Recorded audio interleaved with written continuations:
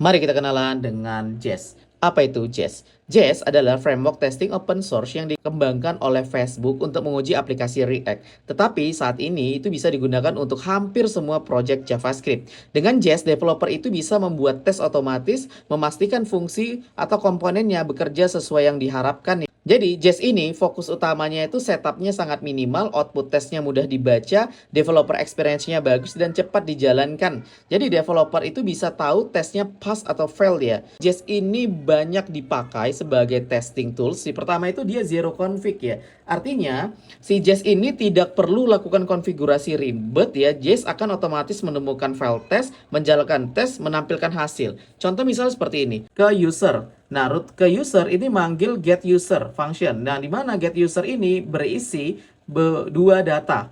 Oke. Nah, ketika dua data ini dieksekusi, di sini ada user testnya. Nah, user testnya kita akan jalanin. Ketika user testnya ini dijalankan, maka ada satu pesan di sini, satu file atau gagal. Kenapa? Karena di testingnya di sini kita mengambil user pertama, yang dimana user pertama kita ketahui misalnya namanya Z. Nah, ketika user pertamanya itu inisialnya Z aja, ketika kita ubah menjadi Z kayak gini, terus kita running. Oke, ini masih juga dianggapnya salah. Kenapa? Karena dia sensitive case, itu Z-nya besar. Nah, sehingga kita harus samakan dan kita testing lagi seperti ini. Dan ini hasilnya tesnya sukses ya. Jadi kita melakukan dua testing seperti ini. Ya, tes ambil seluruh data user di sini. Terus berikutnya tes panggil data user pertama yang namanya Z. Nah, jadi snapshot testing ini digunakan untuk menguji UI komponen terutama pada React.